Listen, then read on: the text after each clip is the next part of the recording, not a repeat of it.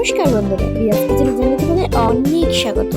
তো আজকে আমাদের মেনু হচ্ছে লাল আলুর পান্তুয়া। সেটাই তোমাদের সঙ্গে ভিডিওটা শেয়ার করছি। প্রথমে এখানে আমি কিছুটা লাল আলুকে সেদ্ধ করে নিয়েছি, তার সঙ্গে কিছু আলুর ময়দা আর একটু আমুল দুধ একসঙ্গে মিশিয়ে নিচ্ছি। অনেকক্ষণ ধরে একটু ভালো করে মেখে নেব, ততক্ষণ না ভালো করে একসঙ্গে মিশ্রণগুলো হয়ে যায়। তো দেখো আমি মাখতে থাকি।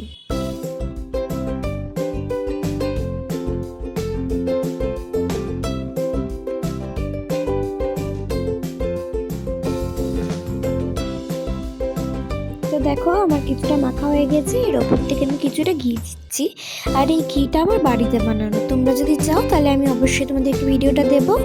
তো দেখো এখানে প্রথমে আমি কিছুটা ঘি নিয়ে নিচ্ছি। এবার আমি ভালো করে ঘিটা দিয়ে ভালো করে আবার মেখে নেবো।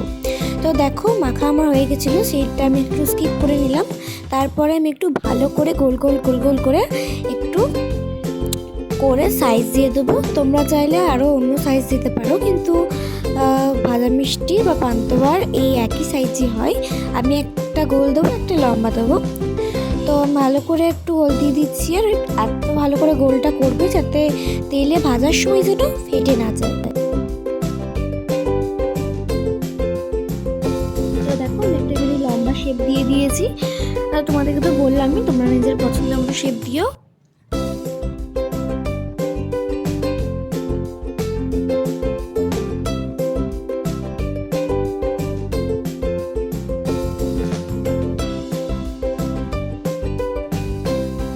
গ্যাসের মধ্যে আমি কড়াইটা দিয়ে দিচ্ছি।